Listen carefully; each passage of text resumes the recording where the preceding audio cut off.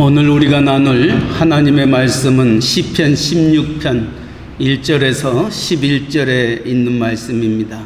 구약 성경 812페이지입니다. 시편 16편 1절부터 우리 함께 한 절씩 교독하겠습니다.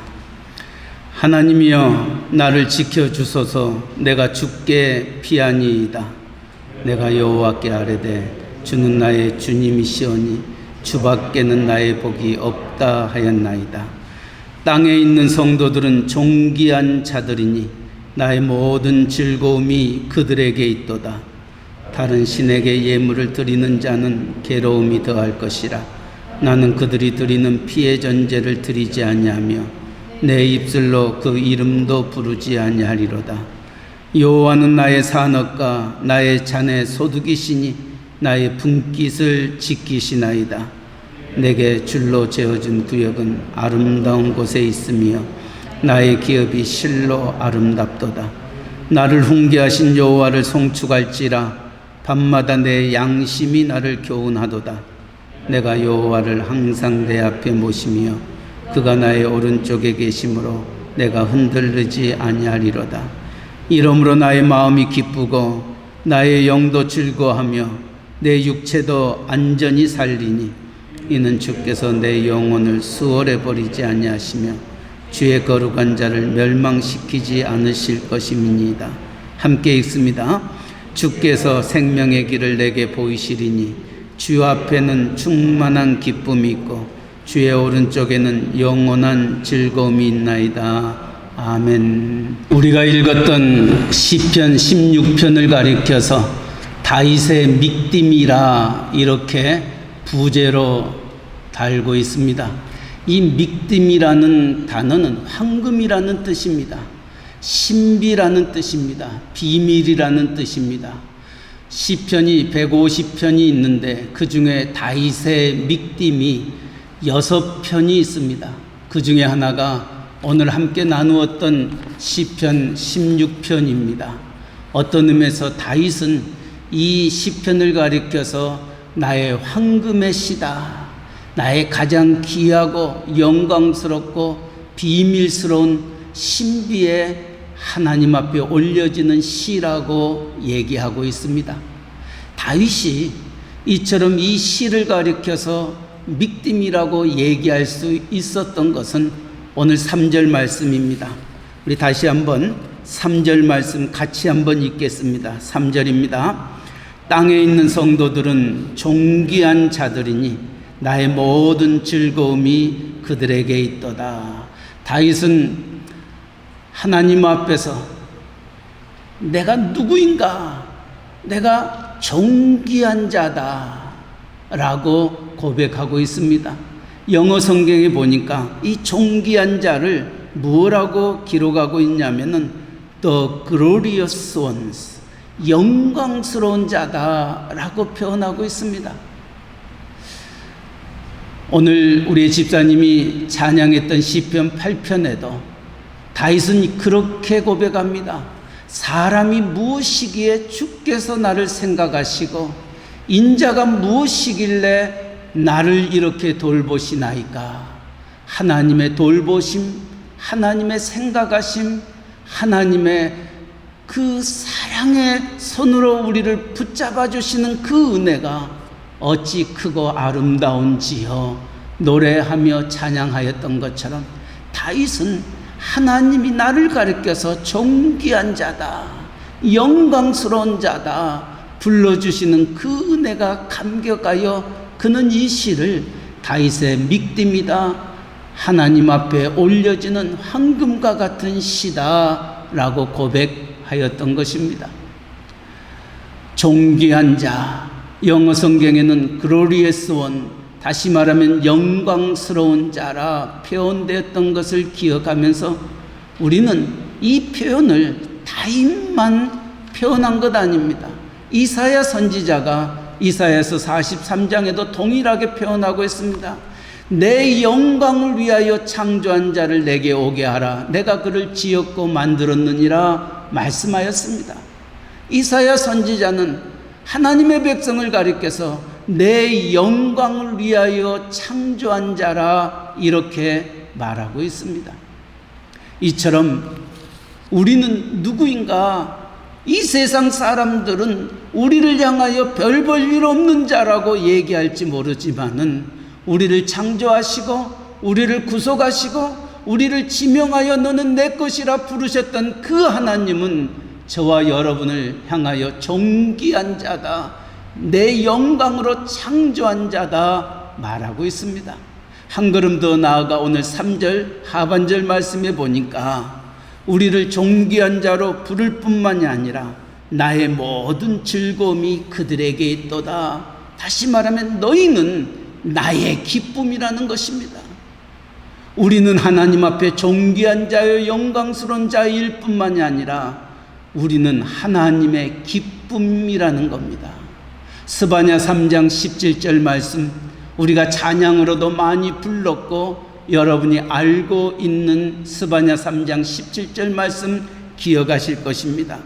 너의 하나님 여호와가 너의 가운데 계시니 그는 구원을 베푸실 전능자시라.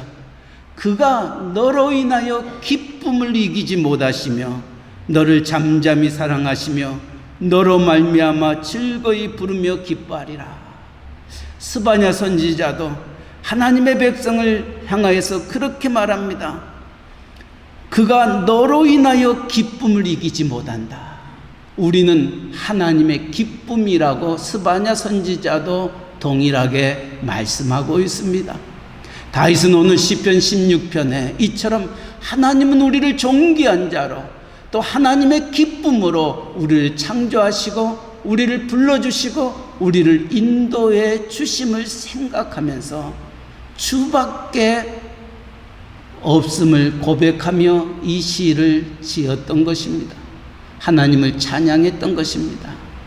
오늘 다윗이 나를 존귀하게 여기고 나를 기쁨으로 여기셨던 그 하나님 앞에 어떤 삶을 살아왔는지를 생각하면서 8월의 마지막 주일을 맞이하면서 이제 9월을 앞에 두고서 정말 우리의 삶도 하나님이 동일하게 우리를 지명하여 불러 너는 내 것이라 나를 존귀한 자로 영광의 하나님의 기쁨의 사람으로 우리를 부르셨다면은 우리가 어떤 길을 걸어야 할 것인가? 우리는 잘 알고 있습니다. 다윗을 가리켜서 이는 내 마음에 합한 자다. 하나님의 마음에 합한 자가 일컬음을 받았던 다윗입니다. 비록 팬데믹이 이제 6개월째 계속되어지고 있는 우리의 삶 속에서 그럼에도 불구하고 하나님은 우리를 부르시고 우리를 주의 전에 인도하여 주셨는데 그 하나님은 힘들고 지치고 앞이 내다보이지 아니하는 우리들의 걸음걸음 속에서도 우리를 존귀한 자로 하나님의 기쁨으로 부르셨다면 우리는 그 하나님을 끝까지 섬기며 나아갈 수 있기를 바랍니다. 오늘 다윗은 나를 그렇게 부르시는 하나님이 나의 피난처이심을 고백합니다. 오늘 1절 말씀 하나님이여 나를 지켜주소서 내가 주께 피하나이다. 하나님이 우리를 존귀한 자로 부르셨다면 하나님의 기쁨으로 하나님의 영광으로 우리를 부르시고 우리를 기다리고 계신다면 우리는 그 하나님을 우리의 피난처로 삼으시기를 바랍니다.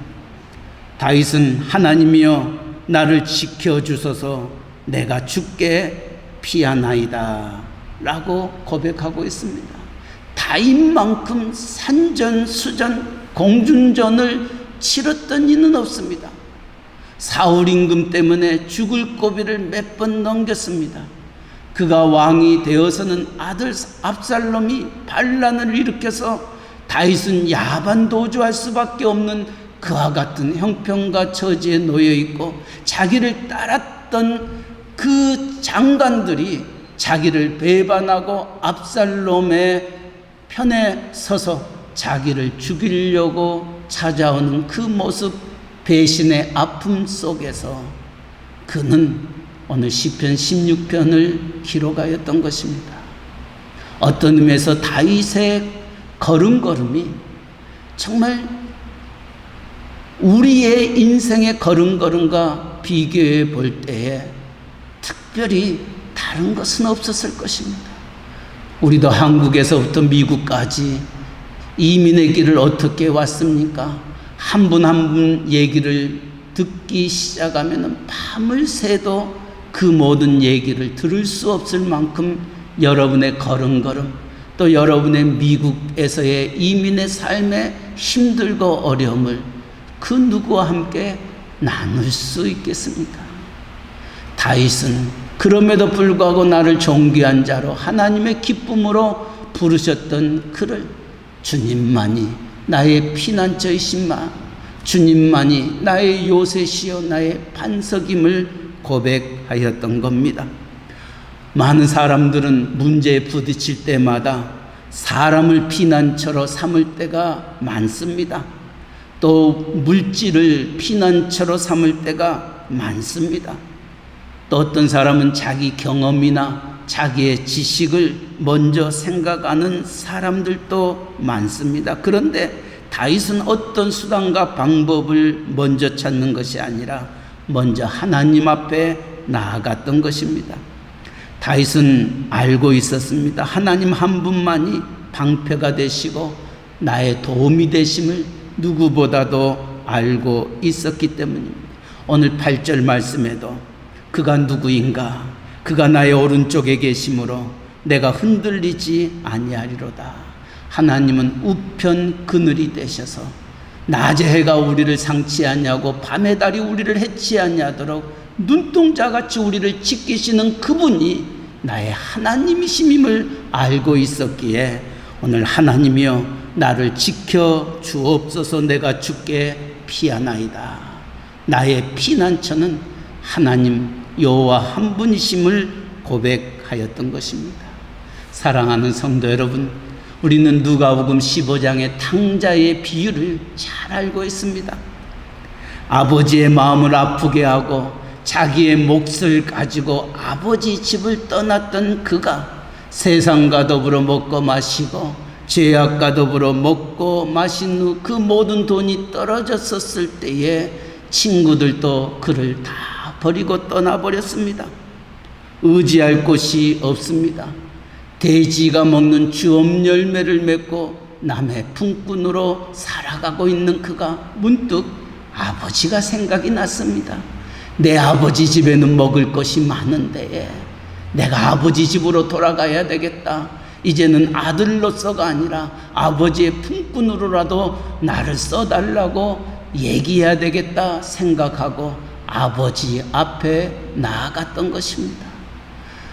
집 나갔던 아들이 언제 돌아올까 노심초사하며 기다렸던 아버지는 상거가 뭔데, 상거라는 것은 아직도 멀리 떨어져 있는데 아버지는 집 나갔던 아들이 돌아오는 것을 누구보다도 먼저 보고 그를 기쁨으로 맞이하며 반겨주고 손에는 가락지를 끼우고 좋은 옷을 입히고 발에는 신발을 신기고 가장 살찐 소를 잡아 큰 잔치를 열어주었던 겁니다.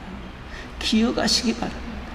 나는 하나님을 떠나 세상과 더불어 죄악과 더불어 먹고 마셨던 정말 벌레만도 못한 나였지만은, 정말 죄인 중에 개수 같은 나였지만은 그럼에도 불구하고 아버지 집을 그리워 아버지 앞에 천부여 의지 없어서 손들고 갑니다. 주 나를 박대하시면 나 어디 가오리까. 주님 바라보며 나아갔을 때에 우리 하나님은 한 번도 우리를 외면하지 않으셨습니다. 한 번도 우리를 버리시지 아니하였습니다. 네가 어떻게 내게 이렇게 하고 나를 떠날 수가 있느냐 책망하지 아니하셨습니다. 돌아오는 그 아들을 있는 모습 그대로 정말 거지와 같이 누더기 같은 그 아들을 품에 안고 기쁨으로 입을 맞추며 그를 반겼던 것을 누가복음 15장은 기록하고 있는 것처럼 우리 하나님은 여러분의 피난처가 되십니다. 여러분이 그동안 어떤 삶을 살았다 한다 할지라도 오늘도 아버지 집을 그리워서 돌아온 탕자와 같이 그 아버지 집을 향하여 나아갈 때에 우리 하나님은 여러분을 받아주실 뿐만이 아니라 여러분의 눈물을 닦아주시고 여러분에게 필요한 모든 것들을 채워주실 줄 믿습니다. 그러기에 다윗은 하나님만이 나의 피난처시여 나를 지켜주옵소서 내가 주께 피하나이다 고백하였던 것입니다. 사랑하는 성도 여러분, 정말 우리의 인생의 피난처는 예수 그리스도밖에 없음을 믿으시기 바랍니다. 여러분의 인생이 정말 팬데믹으로 말미암아 온치 아니하는 시간들을 맞고 있습니다. 얼마나 인생이 고단한지 모릅니다. 희망이 보이지 않고 앞으로 어떻게 살아야 될까 괴로울 것입니다. 힘들고 어려울 때마다 다윗의 고백처럼 내가 주께 피하니이다 주님 나를 지켜주옵소서 간구하며 주님만이 나의 피난처이심을 고백하며 나아갈 때에 하나님께서는 여러분이 알지 못하는 크고 은밀한 것들을 여러분에게 준비하시며 채워주시며 여러분의 눈물을 닦아주시며 여러분의 입에 기쁨과 찬양의 삶으로 바뀌어줄 줄 믿습니다. 오늘 다윗은 1절에 나를 존귀한 자로 나를 하나님의 기쁨으로 부르셨던 그 앞에 내가 주님만이 나의 피난처이심을 고백하며 나아갔던 것입니다. 두 번째로 다윗은 2절에 그렇게 말합니다. 나를 존귀한 자로 나를 하나님의 기쁨으로 부르셨던 그가 복의 근원이심을 고백하며 주님 앞에 나아갑니다. 2절 말씀 내가 여호와께 아뢰되 주는 나의 주님이시오니 주밖에는 나의 복이 없다 하였나이다. You are my Lord. Apart from you, I have no good things. 하나님을 떠나서는 아무것도 할 수 없다는 것입니다. 다윗의 고백입니다. 주님이 요한복음 15장에도 동일하게 우리에게 말씀하고 있습니다. 내가 너 안에 네가 내 안에 거하면 많은 열매를 맺거니와 나를 떠나서는 너희가 아무것도 할 수 없느니라. 다윗도 하나님을 떠나서는 우리가 아무것도 할 수 없음을 알기에 그는 그렇게 고백합니다. 주는 나의 주님이시오니 주밖에는 나의 복이 없다. 다시 말하면 하나님만이 복의 근원이 되심을 믿고 하나님을 바라보며 하나님 앞에 나아갔던 겁니다. 훗날 다윗은 시편 23편에 우리가 잘 알고 있는 것처럼 여호와는 나의 목자시니 여호와는 나의 목자시니 이 말은 여호와는 나의 복의 근원이시니 내게 부족함이 없으리로다. 하나님이 나의 복이시니 그 하나님 안에는 부족함이 없더라는 것입니다. 하나님은 나의 쓸 것을 미리 아셨습니다. 나의 가는 길을 아셨습니다. 나의 안고섬을 아셨습니다. 또 내가 앞으로 가야 할 그 길들을 알고 계셨던 겁니다. 그러기에 하나님은 나의 복이시다.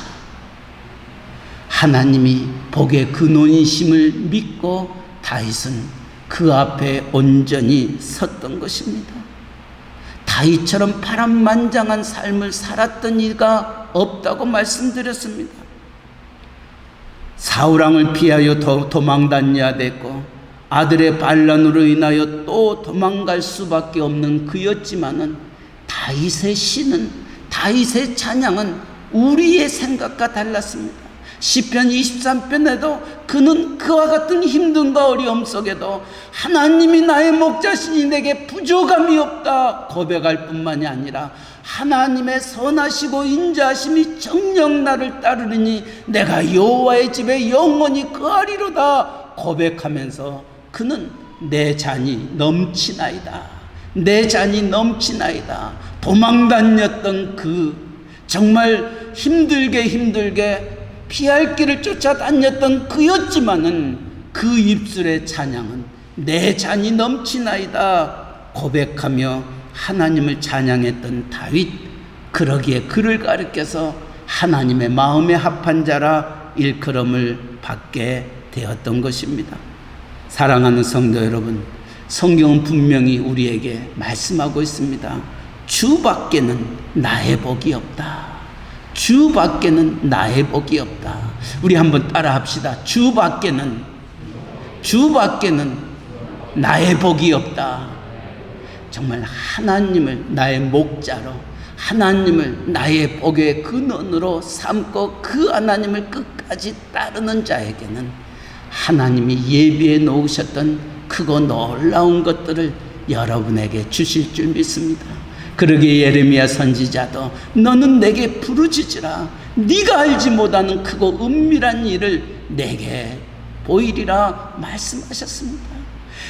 하나님만이 나의 복임을 알고 그 하나님 앞에 나아가 부르짖는 자들에게 우리가 알지 못하는 하나님의 크고 은밀한 일들을 내게 보이리라 하셨던 그 하나님의 약속의 말씀을 믿고 오늘 부딪혀 있는 크고 작은 일들 앞에서도 내가 이 말씀 붙잡고 부르짖을 수 있기를 바랍니다. 그래요, 하나님은 나의 복이십니다. 내 가정의 복이십니다. 우리의 사업자의 복이십니다. 비록 아무것도 할 수 없고 모든 것이 무너지는 것 같은 나와 같은 상황 속에도 이 말씀 붙잡고 내가 하나님께 부르짖습니다.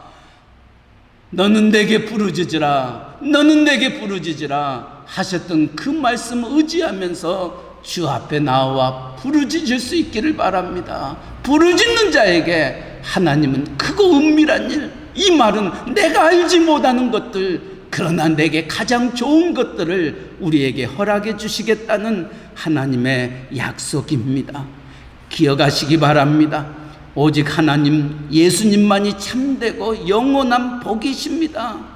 예수님 안에는 생명이 있습니다. 예수님 안에는 구원이 있고 소망이 있고 자유가 있고 위로가 있고 치유가 있고 회복이 있습니다. 그러게 야고보 사도도 너희 중에 병든 자가 있느냐? 믿음의 기도는 병든 자를 낫게 하고 의인의 기도는 역사하는 힘이 크도다 말씀하고 있습니다. 여러분 가운데 병든 자가 있습니까? 여러분 가운데 힘들고 어렵고 지친 영혼들이 있습니까? 믿는 자의 기도는 병든 자를 낫게 하고 의인의 강구는 역사하는 힘이 크다고 말하고 있습니다. 지쳤습니까? 주님은 오늘도 우리에게 그렇게 말합니다. 수고하고 무거운 짐진 자들아 다 내게로 오라. 내가 너희를 편히 쉬게 하리라. 그 말씀 속에는 네가 지금 부딪히고 있는 그 힘듦과 어려움, 그리고 근심과 걱정과 염려를 내가 안다는 것입니다. 그러게 요한복음 10장에도 너희는 마음에 근심하지 말라. 하나님을 믿으니 또 나를 믿으라 말씀하시면서 우리를 하나님 앞으로 오도록 부르시고 계십니다. 왜냐하면 나밖에 네 문제를 풀어줄 사람이 없다는 것입니다. 나밖에 너의 길을 인도할 자가 없다는 것입니다. 그러기에 세상으로 가지 말고 잘못된 길로 가지 말고 내게 오라 주님은 말씀하고 있습니다. 오늘 다윗도 그것을 알기에 주님만이 나의 주님이시여 주밖에는 나의 복이 없습니다 고백하였던 것입니다. 이것을 알았던 우리의 믿음의 선진들은 이렇게 찬송하며 하나님 앞에 나아갔던 것입니다. 우리 어르신들이 항상 불렀던 찬송의 내용입니다. 주 안에 있는 나에게 땅 근심이 있으랴. 십자가 밑에 나아가 내 짐을 풀었네. 얼마나 우리 어르신 권사님들이, 여러분의 어머님들이 부르셨던 찬송의 가사입니까? 주 안에 있는 나에게 땅 근심이 있으랴. 십자가 밑에 나아가 내 짐을 풀었네. 주님을 찬송하면서 할렐루야 할렐루야, 내 앞길 멀고 험해도 나 주님만 따라가리. 내 앞길 멀고 험해도 내 앞에 아무것도 보이지 아니한다 해도 주 안에 있으면은 거기에 답이 있고 거기에 길이 있고 거기에 복이 있음을 기억하면서 내 앞길 멀고 험해도 주님만 따라가리 주 안에 있는 나에게 딴 근심이 있으랴 찬양하면서 그 모든 것들을 견디었던 겁니다. 왜냐고요? 주밖에 복이 없음을 알고 있었기 때문입니다. 이것은 성경의 사람들만 그와 같은 복을 누렸던 것은 아닙니다. 이 성경의 말씀을 믿고 이 성경의 말씀을 붙잡고 살아갔던 미국의 16대 대통령 아브라함 링컨도 어머니가 남겨주셨던 낡은 성경책 그 한 권이 그 집안의 모든 재산이었습니다. 어머니가 남겨놓았던 그 성경책, 그 낡은 그 성경책을 붙잡고 주야로 묵상하면서 복 있는 자의 길을 걸었던 시골 통나무집에서 가난한 아이로 태어났던 아브라함 링컨, 그러나 하나님의 말씀 붙잡고 살아가니 하나님이 나의 복임을 알고 그 하나님만 의지하며 나아가니 미국의 대통령이 되었을 뿐만이 아니라 정말 아직까지도 오고 오는 세대 속에 이만한 대통령이 없다고 얘기하고 있습니다. 지금도 미국 사람들에게 가장 존경하는 대통령이 누구냐 물어본다면은 믿는 사람 믿지 아니한 사람 모두가 16대 대통령이었던 아브라함 링컨을 꼽고 있습니다. 왜냐고요? 그는 하나님의 말씀 붙잡고 하나님의 복을 누렸던 자였기에 오고 오는 세대 모든 사람들에게 롤 모델이 되었던 것입니다. 또 유명한 화가였던 미켈란젤로도 마찬가지였습니다. 그는 믿음으로 기도하며 그림을 그리다 보니 정말 세계에서 뛰어난 미술가로 모든 사람에게 존경을 받는 자가 되었던 것입니다. 하나님이 그와 함께하니 하나님이 그에게 능력을 주니 그는 그 누구도 따를 수 없는 전무후무한 미술가가 되어 오늘날까지도 그의 작품이 모든 사람들에게 인정받고 있었던 겁니다. 사랑하는 성도 여러분, 그 말씀을 우리에게 주셨습니다. 이 66권 하나님의 말씀, 여기에 여러분의 길이 있고 답이 있고 여러분의 모든 문제의 해결이 있음을 기억하면서 이 하나님 앞으로 문제에 부딪혔을 때마다 나아가시기 바랍니다. 다윗은 알고 있습니다. 그래서 시편 1편 1절에도 복 있는 자가 누구인가? 복 있는 자가 누구인가? 악인의 길을 쫓지 아니하고 죄인의 길에 서지 아니하고 오만한 자의 자리에 앉지 아니하고 오직 여호와의 율법을 주야로 묵상하는 자가 복 있는 자다 말하고 있습니다. 하나님의 말씀에 모든 것이 있습니다. 그러기에 시편 118편에도 119편에도 주의 말씀은 내 발의 등이요 내 길의 빛이니이다 고백하였던 겁니다. 사랑하는 성도 여러분, 하나님이 여러분의 피난처시고 하나님이 여러분의 복임을 기억하시기 바랍니다. 마지막으로 세 번째로 4절 말씀에 이렇게 말합니다. 다른 신에게 예물을 드리는 자는 괴로움이 더할 것이라. 나는 그들이 드리는 피의 전제를 드리지 아니하며 내 입술로 그 이름도 부르지 아니하리로다. 다시 말하면 헛된 것을 쫓아가지 말라는 것입니다. 우상 앞에 나아가지 말 것을 말하고 있습니다. 하나님 외에 다른 신을 내게 두지 말라. 다윗은 하나님이 나를 존귀한 자로 하나님이 나를 그의 기쁨으로 여기셨다면 내가 하나님 외에 다른 신이 없음을 기억하고 그 하나님만 섬기는 자가 될 것을 권하고 있습니다. 얼마나 많은 유혹과 미혹이 우리에게 있는지 모릅니다. 정말 여기에 저기에 적그리스도가 우리를 유혹하고 미혹하고 있는 이 때입니다. 그러나 기억할 것은 헛된 것을 섬기거나 따라가서는 아니 됩니다.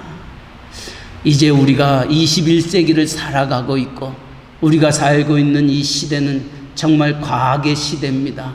우리가 우상 앞에 절을 하거나 돌덩어리 앞에서 또 기타 여러 가지 앞에서 흔들리는 자 아무도 없을 것입니다.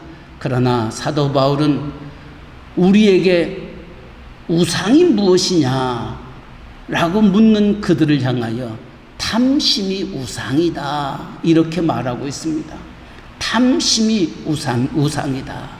다시 말하면 내가 욕심 부리는 것, 내가 탐하는 그것이 곧 우상이다 하였던 말씀을 기억해 볼 때 우리의 믿는 사람들, 오늘을 살고 있는 우리들이 이 세상을 살면서 조금만 더 내가 무엇인가를 더 갖기를 원하고 찾기를 원하고 더 나아가기를 원하는, 그래서 내가 이것만 해놓고 내가 교회 열심히 다니까 내가 이 일만 끝나면은 내가 하고자 했던 그 일들, 그 욕심들, 그 욕망들, 이것 때문에 우리가 하나님 앞에 나아가지 못할 때가 얼마나 많이 있는지 알 수 없습니다. 그러기에 성경은 우리에게 말합니다. 탐심은 우상 숭배임을 말하면서 우리 안에 세상의 정욕과 안목의 정욕과 이생의 자랑이 우리를 유혹하고 미혹하고 있는 데에 그 정욕에 빠지지 말 것을, 우리를 유혹하고 미혹하는 그것들에 넘어가지 말 것을 우리에게 말씀해 주고 있습니다. 그것들이 헛된 것들입니다. 헛된 것을 섬기거나 따라가서는 아니 된다는 것 기억하시면서 세상의 정욕, 안목의 정욕, 이생의 자랑, 이것 쫓아가다가 망한 사람들이 얼마나 많이 있는지 알 수 없습니다. 이단이 그렇습니다. 우리가 지금 이렇게 믿고 있지만은 우리의 믿고 있는 이 믿음이 정말 어제나 오늘이나 별반 다를 바가 없고 내 인생에, 내 믿음 생활에 뭔가 터닝 포인트가 되어 있지 않기 때문에 답답할 때가 종종 있습니다. 그런데 어디에 갔더니 어떤 역사가 일어나더라, 어디에 갔더니 아픈 자가 살아나더라, 어디에 갔더니 하늘의 비밀을 가르쳐 주더라, 이렇게 우리를 유혹하고 미혹하는 심령들이 얼마나 많이 있는지 알 수 없습니다. 우리의 조국 대한민국도 마찬가지지 않습니까? 우리 박근혜 대통령이 대통령 시절에는 그 세월호, 그 구원파들 때문에 나라가 얼마나 시끄러웠습니까? 그 구원파들이 가지고 있는 신앙의 핵심은 뭐입니까? 한 번 구원받으면 영원히 우리의 구원이 없어지지 아니하기 때문에 내가 구원받았으면 죄 지어도 괜찮다. 이것이 구원파들이 가지고 있었던 그들의 교리였던 것입니다. 죄 지어도 괜찮다. 내가 구원받았으니 난 이제 천국 백성이니 죄 지어도 괜찮다. 그렇게 가르치면서 많은 사람들을 미혹하며 그들을 하나의 공동체로 만들어 갔습니다. 내가 예수 믿었기 때문에, 내가 구원받았기 때문에 죄 지어도 괜찮습니까? 아닙니다. 우리는 주님이 가늠하다 잡힌 여인을, 세상 사람들은 가늠하다 잡힌 여인을 돌로 쳐 죽이라고 그랬는데 그 여인을 주님 앞에 데리고 왔습니다. 주님, 이 여인을 어떻게 하기를 원하십니까? 그때 주님이 하셨던 말씀 기억하시기 바랍니다. 너희 중에 죄 없는 자가 먼저 돌로 치라. 모두가 어른에서부터 어린아이에까지 다 떠났다고 얘기했습니다. 두 번째 주님이 그 여인에게 하셨던 말씀이 무엇입니까? 나도 너를 정죄치 아니하리니 다시는 죄를 짓지 말라 말씀하셨습니다. 그러나 구원파들은 한번 구원받았으니 죄 지어도 괜찮다 아니라는 겁니다. 나도 너를 정죄치 아니한 다시는 죄를 범치 말라. 그 얘기는 죄 짓지 말라는 것입니다. 죄를 회개할 것을 말씀하고 있는 겁니다. 우리는 구원받는 죄인입니다. 그렇기 때문에 우리는 날마다 우리 주홍같이 붉은 죄, 진홍같이 붉은 죄, 양털같이 눈과 같이 희게 해달라고 기도하는 자들이 되어야 됩니다. 성 어거스틴이 그렇게 말합니다. 구원받는 백성들이 죄 짓고 사는 것을 가리켜서 이렇게 말합니다. 참새 한 마리가 날아가다가 내 머리에 잠깐 앉았다 갈 수 있다는 겁니다. 그러나 그 참새 한 마리가 날아가다가 내 머리에 둥우리는 질 수 없다고 얘기하고 있습니다. 다시 말하면 우리의 믿는 사람들이 믿음에도 불구하고 이 세상을 살아가면서 죄를 한번 지을 수는 있지만은 죄를 둥우리를 지고 죄 가운데 거할 수 없음을 말하고 있는 겁니다. 사랑하는 성도 여러분, 세상에 헛된 것들이 우리를 유혹하고 있습니다. 지금 문재인 대통령 시대 때는 또 무슨 그 이단이 우리를 유혹하고 미혹하고 있습니까? 아니, 우리가 살고 있는 이 미국 땅에도 신천지가 들어와서 얼마나 우리를 힘들게 하고 어렵게 하고 있는지 모릅니다. 신천지가 가지고 있는 교리들이 무엇입니까? 신천지는 신천신지 교리를 가지고 있습니다. 다시 말하면은 천국은 하늘에 있는 것이 아니라 이 땅에 이루어진다는 것입니다. 이 땅에 천국이 이루어지기 때문에 우리가 이 천국을 만들어야 된다. 이것이 신천지의 첫 번째 교리입니다. 그리고 두 번째는 육체 영생 교리가 있습니다. 이 천국에서 있는 이 신천지 신자들의 육체는 죽지 않는다, 영생한다는 것입니다. 그래서 너희가 우리의 신천지로 들어오게 되면 너희의 육체는 영생한다, 육체 영생 교리가 있는 것입니다. 그리고 그들이 마지막으로 제일 권하는 것은 14만 4천 명의 교리입니다. 14만 4천 명은 바로 제사장이요 왕이라는 것입니다. 이 14만 4천에 들어오는 자가 왕이 되어서 제사장이 되어서 이 세상을 다스리게 된다는 겁니다. 그렇기 때문에 14만 4천이 되기 위해서는 너희가 더 열심히 이 교리를 믿고 의지하고 따라오도록 권하고 있는 겁니다. 어떤 의미에서 그럴싸합니다. 우리 보통 교회에서 들을 수 없는 내용들입니다. 그러다 보니까 많은 사람들이 미혹되고 유혹되고 가정을 팽개치고 사업체를 팽개치고 떠나버렸던 사람들이 얼마나 많이 있는지 모릅니다. 오늘 성경은 그렇게 말합니다. 헛된 것을 섬기거나 따라가서는 아니됨을 말하고 있습니다. 왜냐고요? 우리는 하나님 앞에 존귀한 자요, 하나님의 기쁨이요, 하나님의 영광으로 부름을 받은 자들이기 때문입니다. 하나님만이 우리의 피난처시요, 하나님만이 우리의 복의 근원임을 기억하면서 이제 구원을 맞이하는 저와 여러분, 앞으로 어떤 일이 우리 앞에 놓여 있게 될지 알지 못하지만은 하나님은 나의 복이시다. 주밖에 나의 복이 없나이다. 내가 주께 피하나이다. 주님만이 나의 피난처시여 나의 반석이시여 나의 요새이심을 고백하며 나아가는 자들을 하나님이 어떻게 여러분을 인도하여 주실지 기대하면서 좌로나 우로나 흔들리지 아니하고 믿음의 주에 온전케 하신 주님 끝까지 믿고 승리하는 우리 모두가 되시기를 주님의 이름으로 간절히 축원합니다. 아멘. 사랑의 하나님 아버지, 주님은 우리를 존귀한 자로 또 하나님의 기쁨으로 우리를 부르셨는데에 우리가 이 세상을 어떻게 살아가야 할 것인가?